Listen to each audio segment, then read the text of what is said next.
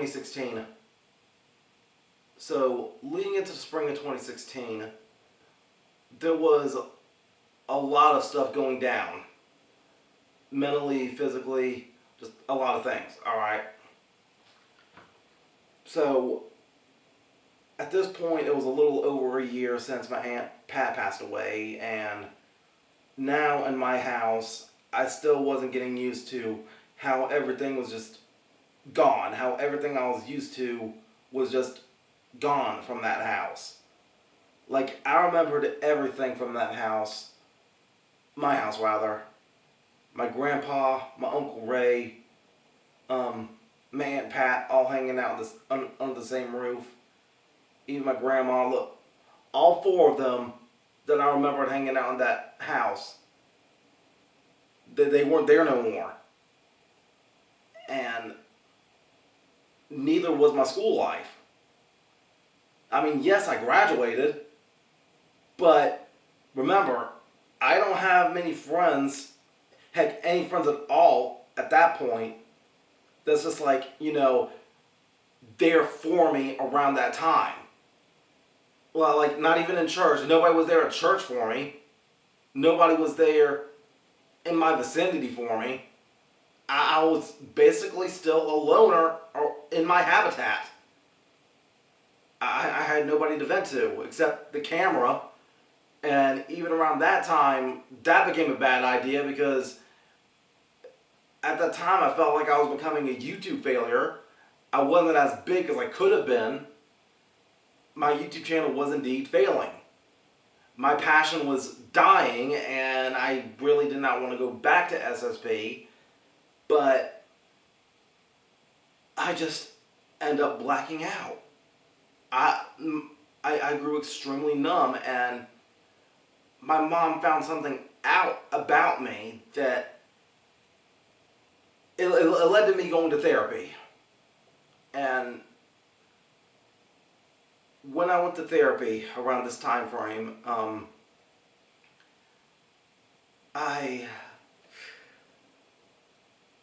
we end up having a conversation with the therapist, and it becomes clear that yes, I do in fact have autism, that I did in fact suffer from depression, and I just ended up losing to myself. I was trying to wrestle myself, and I lost. And the spring of 2016 was just all around bad. Just all together bad.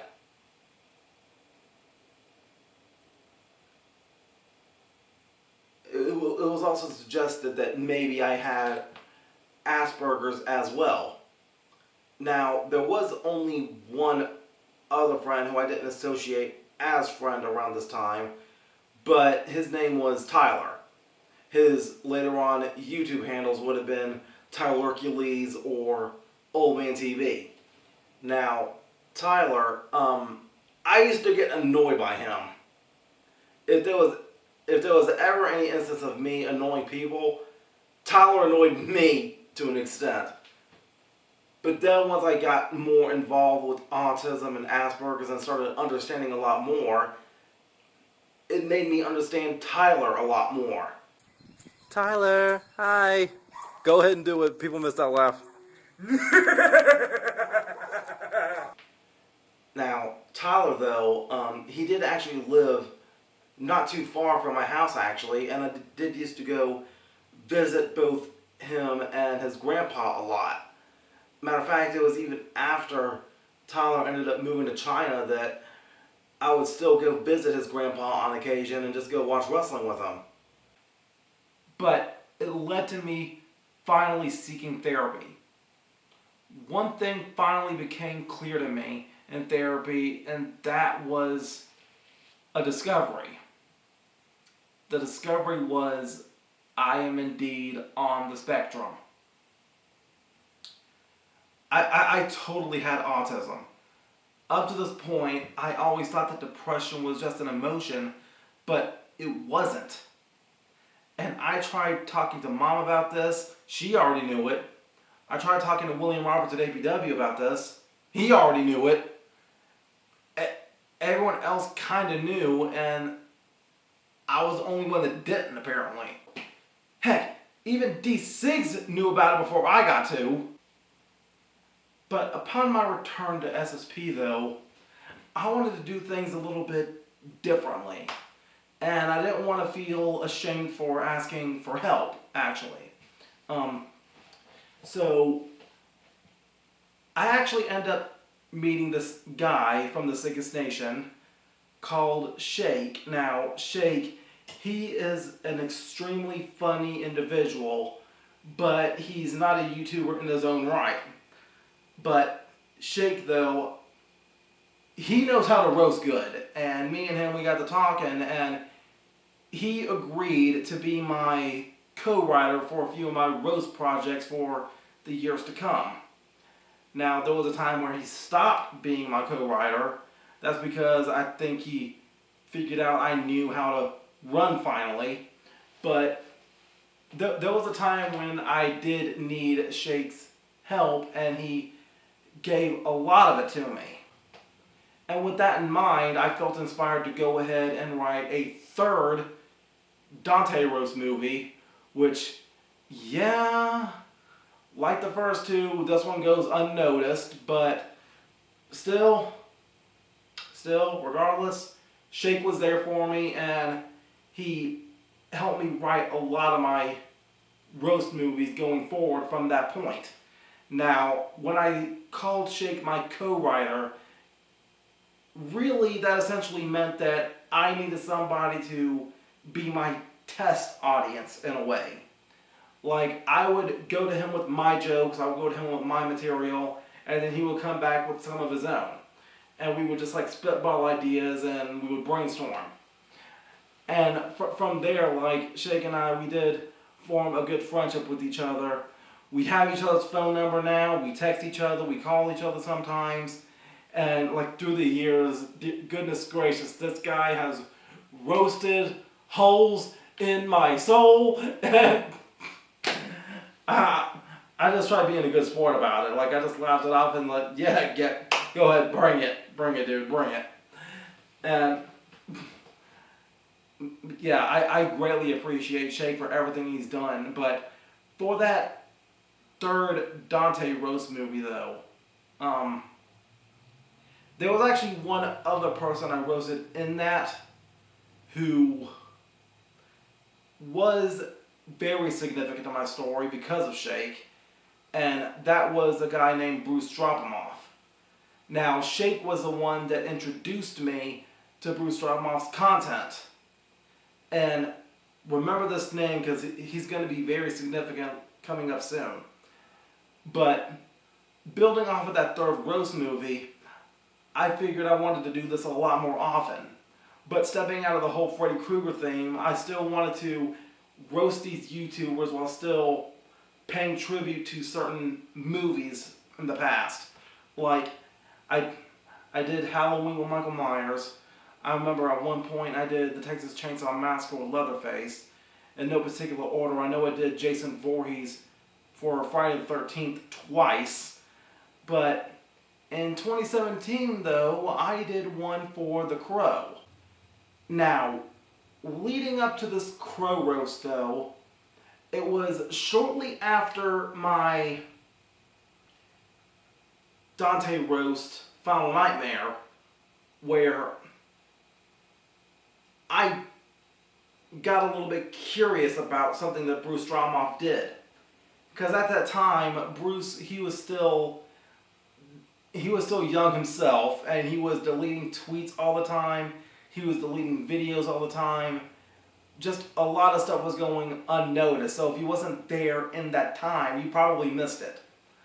But shortly after I roasted Bruce Dropamoff in 2016 for that Dante roast film, I see that he uploads a video, and the title was I Got Roasted, but he deleted the video before I even had a chance to look at it. So I don't even know if he was talking about me or not.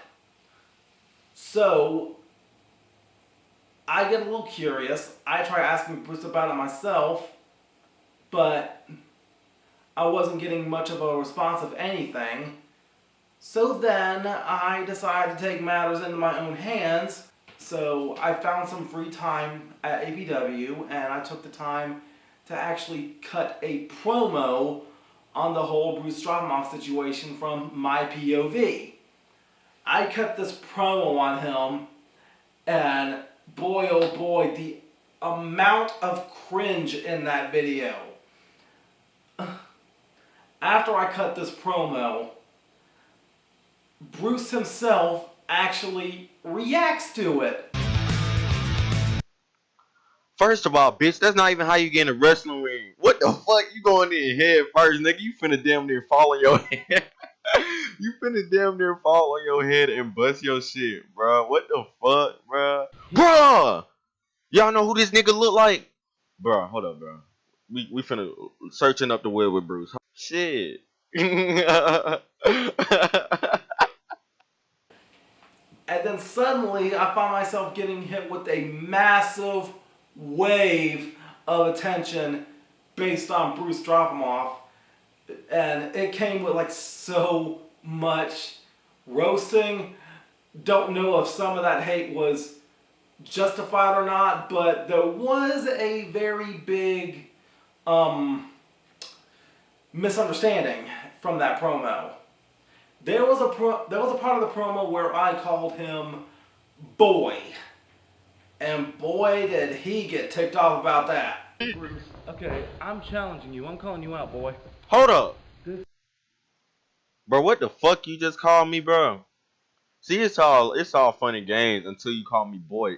Cause look, white niggas think it's okay to call people boy, but that shit was really a racist term back when slavery was fucking existed. Nigga, I have a full fucking name. I don't have no chains on my fucking wrist, bitch. I'm not your fucking slave. This is what you not finna do. I was very quickly labeled racist just for calling out his gender. Again, my bad for having what I perceive as decent intentions, okay? But it was quickly found out that, yeah, I'm meaning no harm. I'm just enjoying what I'm doing, working with the wrestling companies or whatever. And it was shortly right before 2016 died down that the whole Bruce situation was starting to fizzle out. But I was going to get my revenge, though. I knew I was going to get my revenge. Eventually. So, I really wanted to do a roast dedicated to The Crow. And I really wanted to roast Bruce Straumoff as the main event for that project. And I remember asking my brother, I said, hey Josh, when was the Crow movie first released? So he looked it up, and sure enough, it came out May 11th, 1994, which was exactly 1 week after my birthday. So I thought the timing was perfect for it. So I decided to wait till May 11th, 2017, the exact day that the Crow movie came out 23 years prior, and I roasted Bruce Straumoff. I even did a whole diss track about him, and I got away with it because Bruce himself said, "Good vid G." He actually commented on the video. And right there, I felt like I was totally heading in the right direction. And mind you, that was 2017. When I released that movie, that was 2017. So 2017 was definitely a good year for me for more than one reason, but I'll talk about that here soon. Circling back to my return to YouTube, though, in 2016, I started noticing that all of these reactors, they are getting more musical with their talents. I guess they just wanted to do more stuff rather than just react to videos. But I noticed that Dante, Jinx, Rashad the Reactor, they was all producing rap music at the time. And I wanted to produce a song too. And I make a music video called Reactors Rock, Don't Be a Hater. This is for Dante, BHP, and Grind Right. This is for Tyrone and his magnetite. This is for Cool D, this one's for Gator. Reactors Rock, don't be a hater. And to my knowledge, only 2 reactions came out of that one. The first reaction came from a guy named, I think, Multi-Gamer King Sharkman. But the other person to react to it was a guy named Humanoid Freak. Today's video is by SSP Self-Standard Program. He or she, I'm guessing it's a he. Yeah, no, it's a he. Did a video called for reactors and all that stuff. It's called Self-Standard Ambo Crew. I think I butchered that. And Helpful Man, Reactors Rock, Don't Be a Hater music video. He tweeted this out to a bunch of reactors, and I said I'll react to it like a couple days ago, but I was working and all that stuff. I finally got to it now.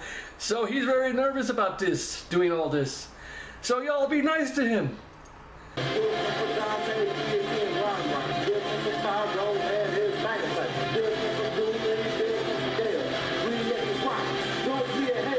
He reacted to me roasting him for that Crow film I was talking about earlier.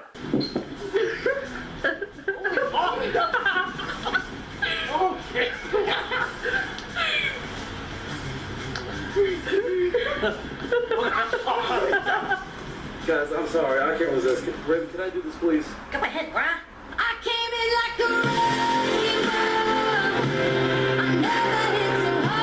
ball. James, you're a son of a bitch. So now here I am, 2016 is winding down. I saw Humanoid Freak react to my video. I saw Bruce Dropomoff react to my video.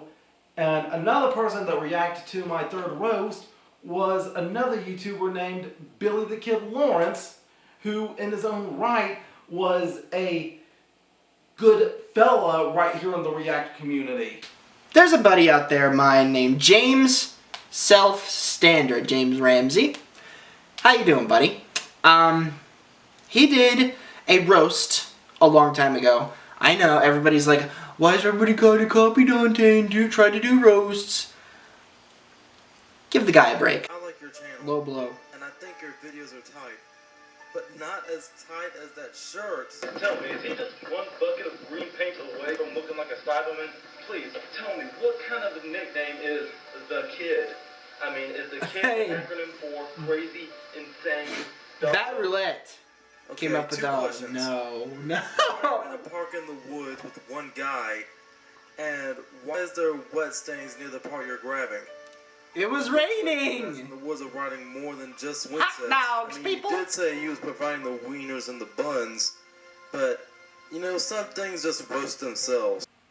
And I'm proud to say that I was able to become friends with Billy Lawrence from the time that we've been able to talk to each other in the past. He actually gave me an honest reaction to one of my roasts before. And you know what? Look, his react to this holiday special, I have it on VHS to this day. Don't ask how that's possible, but I watch it every Christmas season. Oh my gosh, and I will never forget the Reactor Family music video. Like, at the time, I was not a reactor in my own right. Like, I did not have a reaction channel to my own. But Billy Lawrence, he still included me in the Reactor Family music video. Like, out of everybody in that video, I could tell it was Billy's idea to include me in that. So Billy, thank you very much for including me in that. If it wasn't for you, I would not have as much respect for the reactor community as I do today. Now, I'll be remiss if I missed out on shouting out somebody very important to this phase of my life, and that was a guy named Eddie Windsor. Now, Eddie was a good neighbor and a friend of mine from down the street who used to hang out with my mom's ex-boyfriend.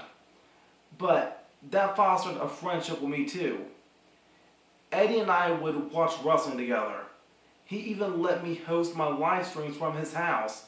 And for the roast movies, he would take me to go explore different filming locations. Yo, Eddie, say hi. Man, Eddie was a good friend of mine. Like, despite the big age gap, me and Eddie, we still got along very well. Like, if it wasn't for Eddie, I probably wouldn't be as much of a metalhead as I am now. Because I know Eddie, his favorite band was always Five Finger Death Punch. But, like, Eddie and his family, like, I knew a lot of them. Like, heck, even Eddie's brother, he used to, run a movie gallery here in town. And, heck, I even know Eddie's nephew, Kobe, at one point. Heck, me and Kobe went to school together. But, like, with Eddie's family, though, like, I was familiar with him and his mom.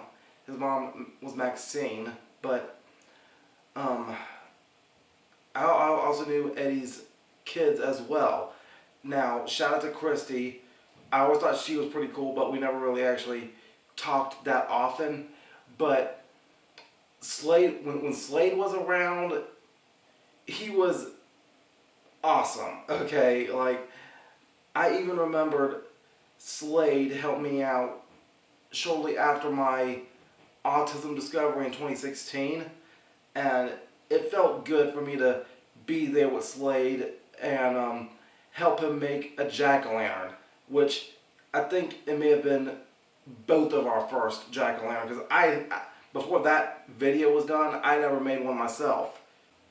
Now, unfortunately, in 2020, both Maxine and Eddie would end up passing away the same year.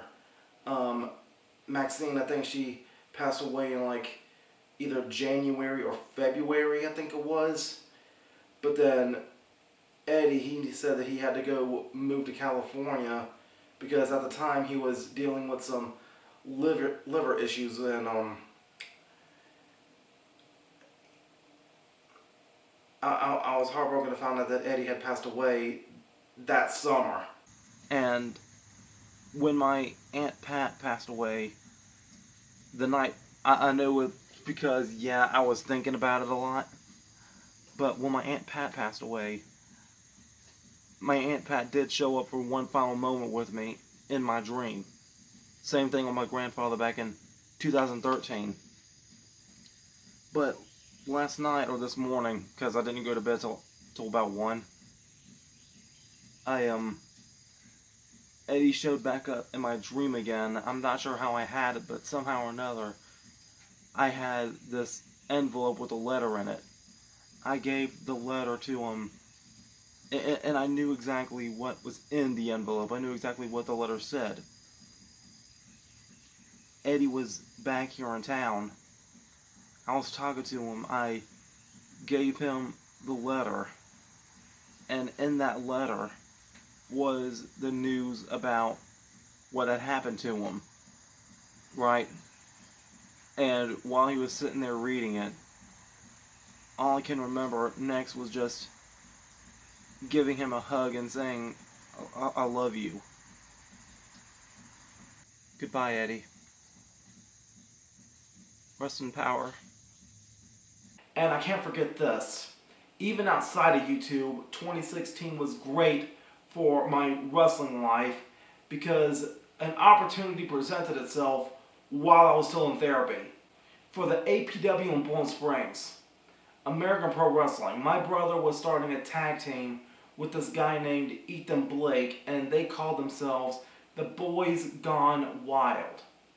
I became the official manager of the team. There was even a part of my life where Ethan moved in with all of us for a bit. Their gimmick was supposed to be these Chip and Dale style dancers, and I was supposed to be their pimp. That team only lasted a few months though, and it was also in 2016 where I started to get a little bit defensive though. When I talked about Bruce dropping him off earlier and the way he reacted to my promo, yes, a lot of the comments came in to give me attention, But again, a lot of that attention came with a lot of dislikes for the wrong reasons. And yes, there was a lot of trolls calling me Bobby Hill at that time. But I was still getting affected to an extent by all of these dislikes.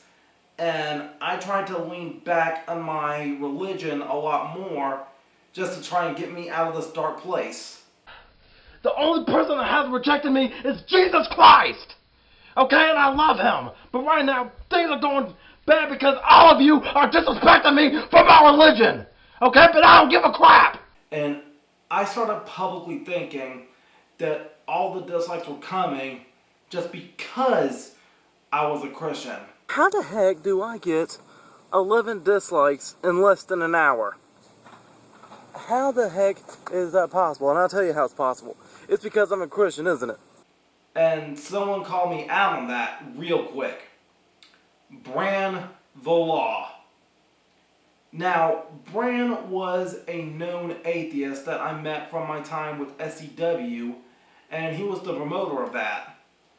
He was familiar with Josh wrestling, but me, I was either his cameraman or the ring announcer. Bran's biggest argument was that I was getting dislikes on YouTube, not because of my religion, but because I was cringy. And at first that word confused me. I didn't know what that meant exactly. As 2016 began to close out, I got word Brand's launching a weekly podcast with a guy named Wolf. And the podcast was called The Geek Room. They start reacting to some of my cringy content, but as 2017 rolled around, something clicked. These guys were looking for cringy content to put on their show. So I thought, why not give them what they were looking for? I wanted to be cringy on purpose. And thanks to the Geek Room, I finally figured out what SSP was meant to be. Like, oh man, what the fuck? That's what you're looking for. Those are the words you're trying to get out right now. What the fuck, James? Yeah. You see what's up on the screen. You see what videos up here. You know what the fuck is about to happen. I just found all 7 Dragon Balls. Yes, I got 7 balls in my head. You know I really like those balls. Get the fuck out. Get out. Shut the show down. We're done. Fuck this. I quit. This motherfucker's licking balls on camera. I finally found out my identity for YouTube. I wanted to be the undisputed king of cringe. That year of 2017 felt amazing. It felt like I finally understood how I wanted the fun of my channel to flow. I even somewhat got my revenge on Bruce in the form of that crow roast. And to this day, I think I'm still the only man to roast Bruce Straubamoff and get away with it. Bruce himself commented on the video with a compliment. 2017 was the year where SSP finally found its identity, and my spotlight, despite being small, felt warm. Still though, off camera, things felt out of place. I still felt alone, and I still felt out of place in real life. But the former youth teacher of Fountain of Life, a woman named Natalie, she invites me to go to another church, Woodward Baptist. Hello, my name is Pastor Keith Henson. I pastor Woodward Baptist Church. What can I say about King James Ramsey? I've known, I call him King James, for a few years now.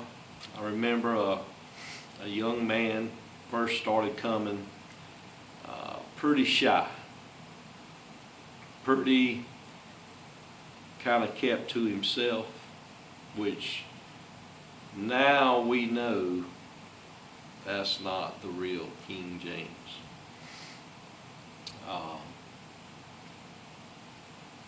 King James is a unique person in a good way.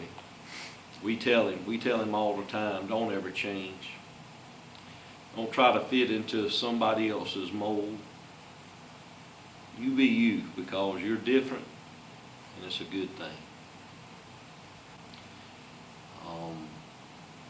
I remember meeting a young man, King James, very insecure, but no need to be.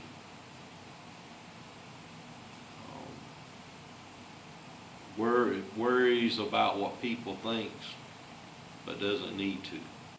I start going here, and right away, it starts feeling right.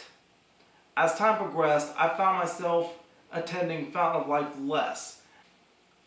Now, just from my perspective, I felt like that my time at Woodward has felt a little bit more connected with me personally. Now, in Fountain of Life, I felt so disconnected with the congregation because of the severe age gap from both directions.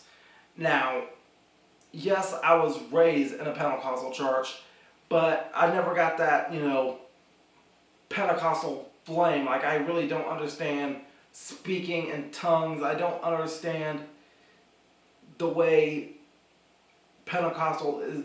I don't get the vibe, okay? I'm not connecting with it. And I've been praying I've been praying for that connection, but Fountain of Life was just not it. Maybe my mind wasn't in the right spot. Maybe my heart wasn't in the right spot for Fountain of Life. I just don't know, because I felt like maybe with me going to Fountain of Life, I was just going because that was my aunt's church, but I really needed it to feel like it was exactly my church. Like God wanted a relationship with me for me, not because of me trying to follow my ancestors, like my grandpa or my aunt or my grandma.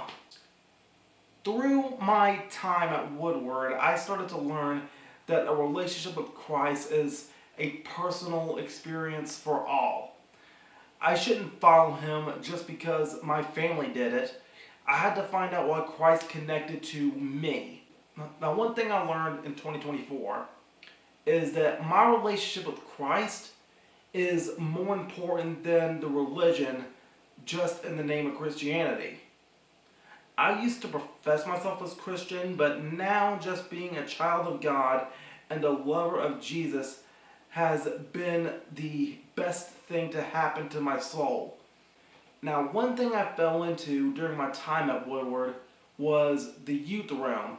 And yeah, at that time, I was about 23 when I first walked in there. But going to the youth room was just something I was used to from Fountain of Life. And I felt like the way my time there ended was kind of swept out from under me. So I've been attending the Woodward Youth Group since 2017. I know I'm not a youth, but still I like helping there however I can. I feel like I just connect with them due to my autism.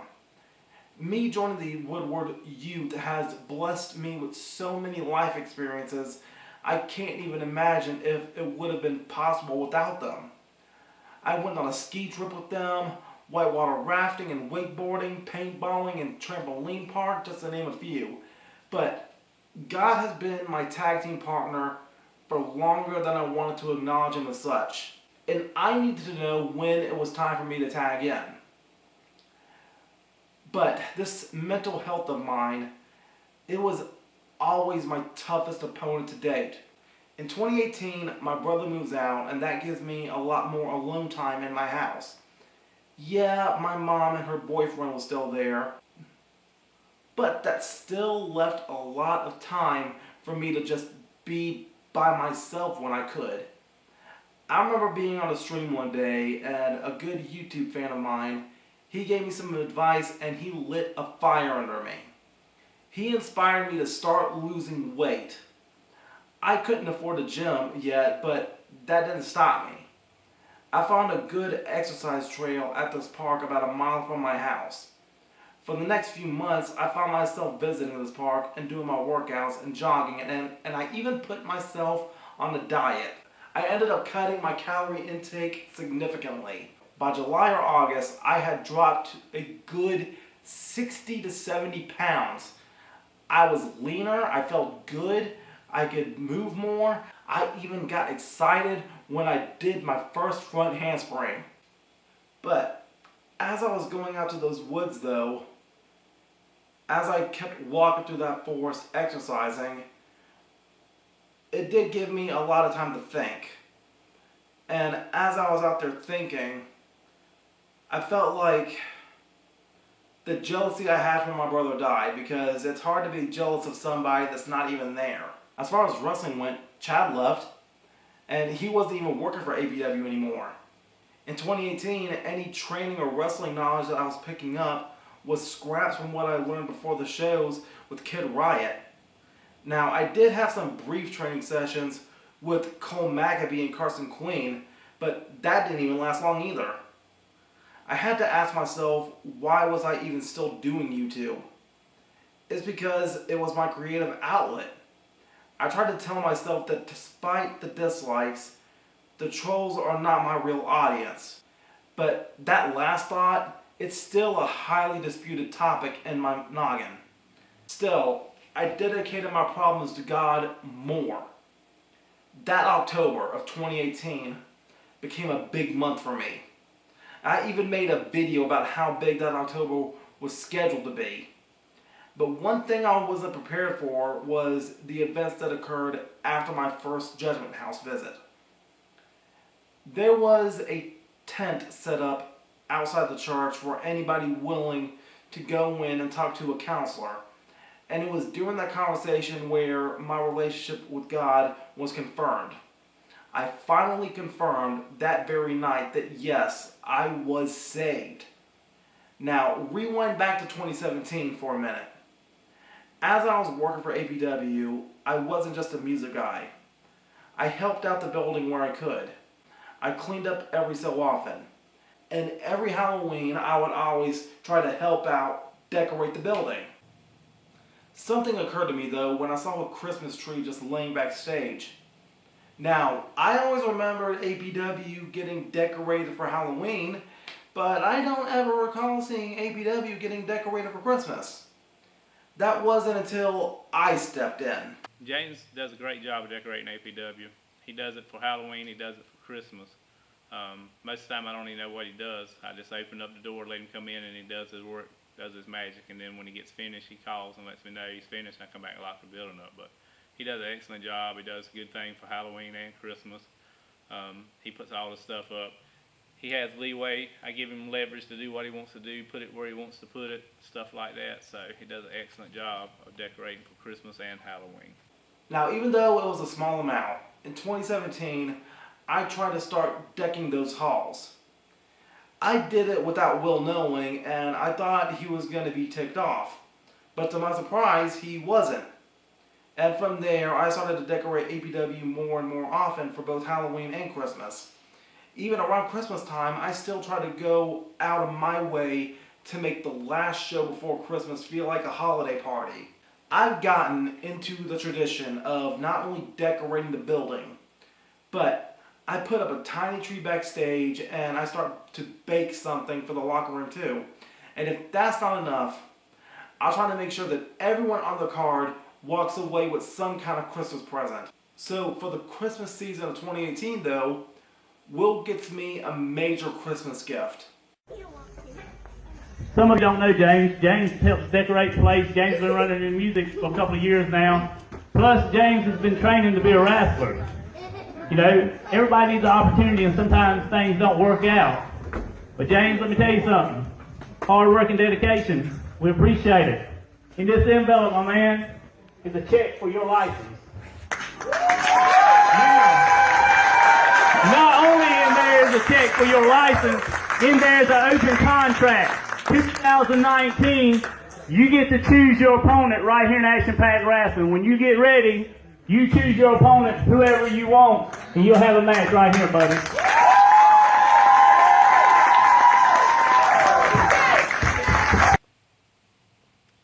So, with that being said, it started out James and Josh. Both of them wanted to be wrestlers.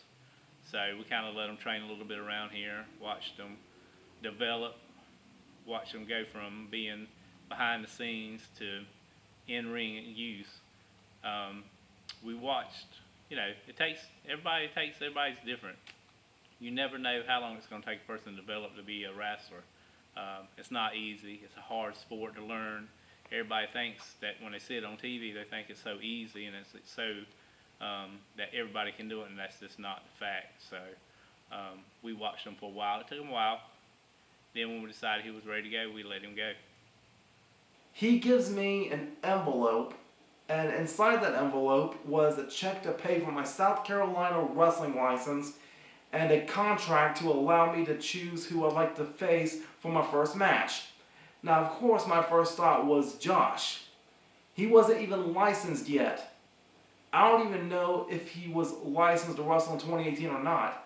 But because Josh couldn't get licensed in time for 2019, I had to choose someone else. I remember Josh was in a tag team, though, called the Fallen Angels. His tag team partner was Jackson Sane. And I always thought Jax was cool, but because I was always a fan of that spooky aesthetic vibe from different horror-based wrestling gimmicks, it became a no-brainer. I chose Jax Insane to be my first opponent. What does it feel? What does it feel like to be a tag team partner with my brother Eric Nuff? It's fun. He uses me as a weapon. I am now licensed, guys. I was also given this little contract right here that states, and I quote, "Open contract, James Ramsey in 2019, guarantee a match at APW Chester with the opponent of his choice, signed William J. Roberts." So, with that being said, I started thinking about who I wanted to have a match with, and I wanted it to be my brother, aka your former tag team partner, but I think I waited long enough on him. So I guess what I'm trying to say is, Jackson Sane, I choose you! But yeah, I choose you for my first opponent. I want the battle of cringy versus crazy. I want the battle of the weird versus the insane. I want the battle of James Self-Standard versus Jackson Sane. So what do you say, Jax? April 12th, me and you tear the house down for my first match.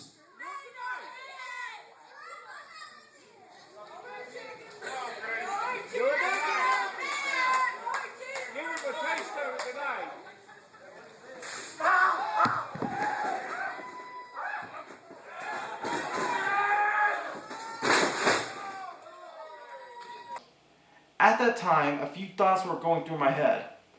I didn't even know if I was ready or not. My original trainer, Chad, left APW shortly after my brother started wrestling himself, and any knowledge that I had from wrestling was picked up as scraps of knowledge that I learned from other wrestlers in an unofficial training class capacity.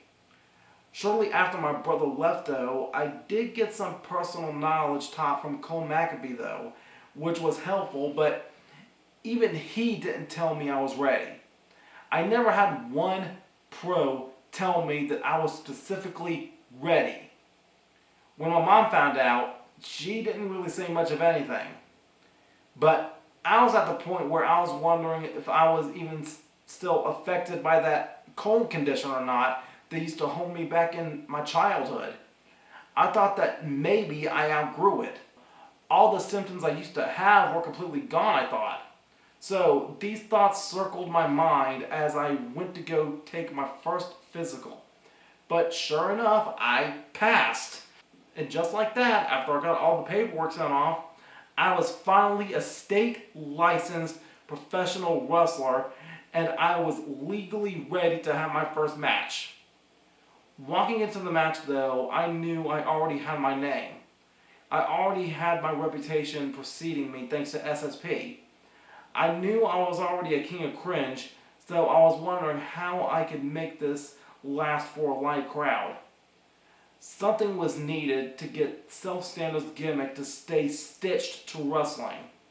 So I wanted to embrace the fact that I was a big cartoon nerd.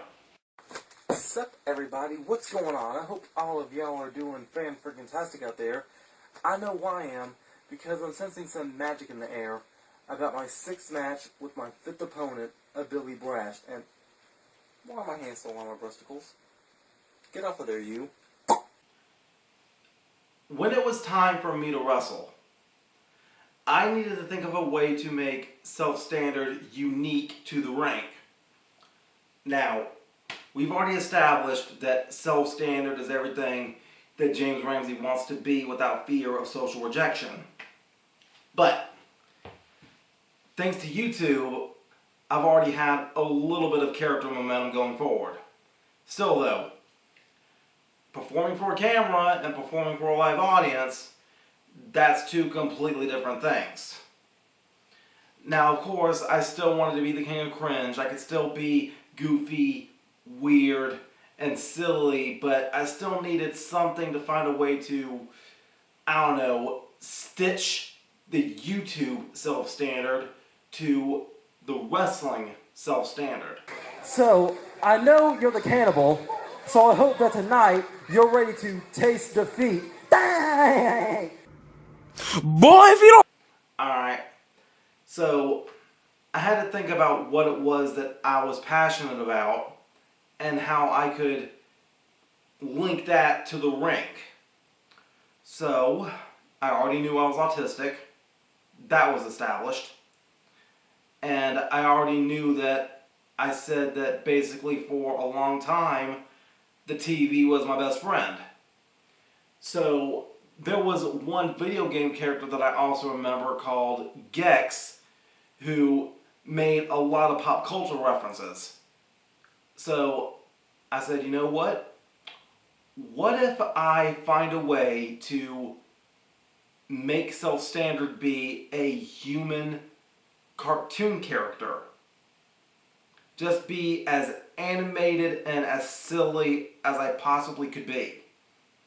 Like, I would find a way to make as many cartoon references as possible. Like, every time the bell would ring, I would always say, I'm ready, I'm ready, I'm ready, just like SpongeBob. And heck, I would always get weighed in at so many Krabby Patties. I had Plank from Ed, Edd n Eddy be my manager, and heck, to this day, the whole Plank gimmick for me, it's been working. And besides that, like, anytime I would go to cut my promos, I would find a way to edit a picture of the wrestler to make them look like a certain cartoon character, and I would find a way to utilize my green screen to make a promo be in the tribute style to a certain cartoon show.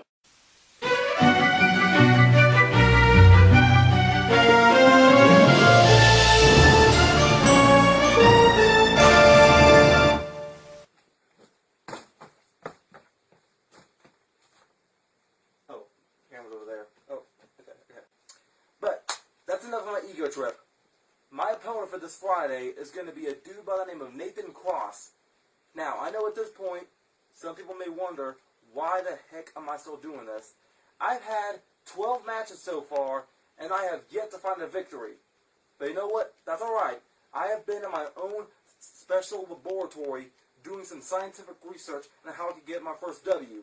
Now, of course, through the years, the self-standard character has evolved in the ring, and as of today, though, I might be making less cartoon references than I used to, but still, now I'm trying to experiment with a way to, I don't know, humanize self-standard.